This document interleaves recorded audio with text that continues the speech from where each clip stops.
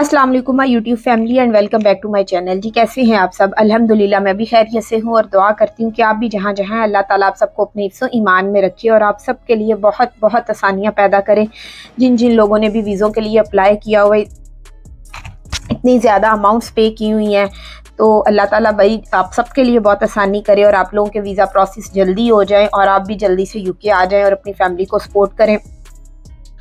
और दूसरी ये बात मैंने आप लोगों को बतानी थी जी, अगर आप आ रहे हैं यूके के अंदर तो आपने इमिग्रेशन के ऊपर आपसे बहुत सारे क्वेश्चंस किए जा सकते हैं, इसलिए आपने अपने आप को उनके लिए पहले तैयार रखना है। सबसे पहले तो आपने ये देखना है जी, जब आप अप्लाई कर रहे होते हैं तो जिस कंपनी में आप अप्लाई कर रहे हैं, खुद अप्लाई कर रहे हैं तो बहुत अच्छी बात है, तब तो आपको हर एक डिटेल पता होती है, आपके पास सारा रिकॉर्ड होता है, कंपनी का नाम, एड्रेस, ईमेल्स जो आपने की होती हैं, जिस तरह उनसे कॉन्टैक्ट किया होता है, आपको सब कुछ पता होता है। लेकिन अगर आप किसी एजेंट या किसी एजेंसी के जरिए से अप्लाई करवा रहे हैं तो फिर आप लोगों को बहुत सारी वो बातें नहीं बताते। बस उनकी यही कोशिश होती है जी, आपको बस आप हमें इतने पैसे दे दें, हम आपको वीज़ा लगवा के दे देंगे। वो आपको वीज़ा लगवा भी देते हैं, आप यहाँ पे भी आते हैं, लेकिन जो आगे प्रॉब्लम्स फेस करनी पड़ती हैं वो आपको करनी पड़ती हैं, उन लोगों को नहीं करनी पड़ती। उन लोगों को सिर्फ पैसों से होता है, उनको पैसे मिल जाते हैं, वो साइड पे हो जाते हैं।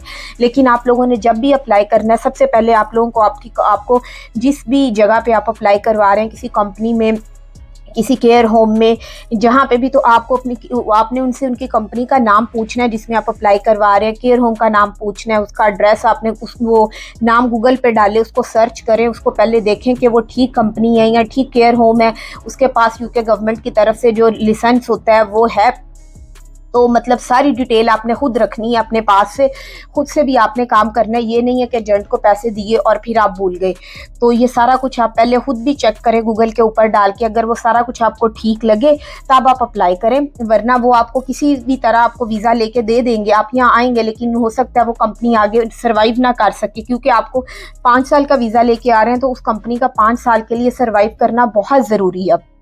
अगर वो कंपनी ठीक से गवर्नमेंट के सारे टैक्स पे करेगी, उसके एम्प्लॉयज सारा टैक्स पे करेंगे, सारा कुछ उसका रिकॉर्ड ठीक होगा, तो वो कंपनी आप 5 साल तक यहाँ पे सर्वाइव करेंगे। अगर ड्यूरिंग कंपनी वो रिलायबल ही नहीं है, सही कंपनी नहीं है, सिर्फ वो वीज़ों की मतलब चक्कर में बनाई गई है या फेक है, तो वो फिर आपको यहाँ आके बहुत ज़्यादा प्रॉब्लम होगी। तो ये सारी डिटेल आपने अपने पास रखनी है, स्पेशली कंपनी का नाम, एड्रेस, कॉन्टैक्ट नंबर, ये सारी चीज़ें आपको पता होनी चाहिए। अभी क्या हुआ जी, एक बंदा आया जी ये हीथ्रो एयरपोर्ट लंदन में, तो जी उससे एयरपोर्ट वालों ने पहले तो जो बेसिक क्वेश्चंस करते हैं उससे पूछे हैं, फिर उसके बाद जिनसे पूछा गया कि आप जो है ना, मतलब आपकी अपनी ना कंपनी जिसमें आए हैं जी उसका हमें ना कॉन्टैक्ट नंबर दें।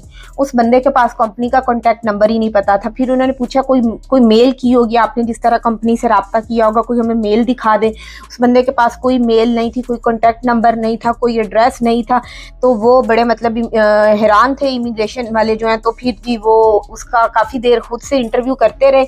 जब उन्हें लगा कि टाइम ज़्यादा लग रहा है तो फिर आपको पता है वो एक साइट पे ले जाते हैं। तो फिर जी वो उन्हें एक साइड पे रूम में ले गए, वहाँ पे उन्होंने उनसे काफ़ी डिटेल में क्वेश्चंस किए। तो फिर वो बज़ाहिर इस तरह बंदे पहले ही थोड़ा सा कंफ्यूज होता है, एक तो कंट्री चेंज हो रही होती है और फिर आपसे जब इस तरह क्रॉस क्वेश्चंस हो रही हैं तो आप और कंफ्यूज हो जाते हैं। तो फिर उस बंदे ने जी काफ़ी बातें उन्होंने पूछी, फिर बताया फाइनली। और आपको पता है यूके के अंदर पे करके जॉब लेने को बहुत बड़ा क्राइम समझा जाता है। तो कभी भी आपने इमिग्रेशन वाले अगर आपसे कभी पूछे तो आपने कभी नहीं बताना कि आपने पे करके जॉब ली है। एनीवे जी उन्होंने काफ़ी उससे क्वेश्चंस किए तो फिर उसने बताया कि मेरे पास नहीं है, मतलब ये सारी चीज़ों का कॉन्टैक्ट नंबर मेरे पास नहीं है, ईमेल्स नहीं है, रिकॉर्ड नहीं है, जैसे मैंने अपनी कंपनी से कॉन्टैक्ट किया क्योंकि मैंने ये वीज़ा बाय किया। उसको मजबूरन उन्होंने इतना मजबूर किया कि उसे ये बताना पड़ा। और इवन फिर वो खुद हैरान थे कि इस बंदे ने कैसे 25-30 हज़ार पाउंड पे करके ये वीज़ा बाय किया है। तो उन्होंने उससे पूछा भी कि तुम्हारे पास पहले तो इतने पैसे कहाँ से आए। तो फिर उसने मतलब बातें वगैरह बनाई कि मेरा ड्रीम था, मेरे पेरेंट्स ने मेरी हेल्प की है तो इस वजह से। और उन्होंने कहा इतने तुम यहाँ कैसे कमा लोगे। उसने कहा मुझे मतलब कमाने का जो है, मुझे बस आगे बढ़ने का थोड़ा शौक है, या इस तरह करके।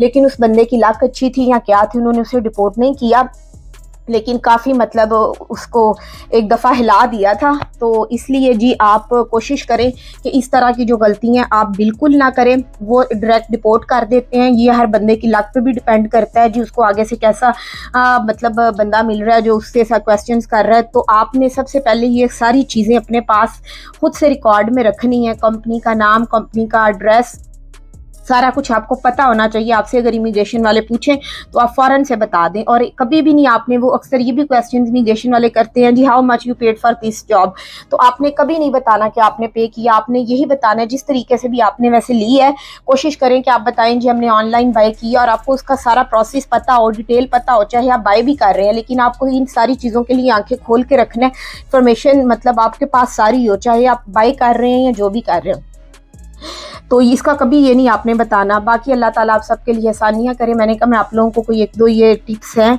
या जो एक दो लोगों के एक्सपीरियंस है बता दूं, तो बाकी आप सबके लिए अल्लाह बहुत आसानियाँ करे। Thank you so much for watching.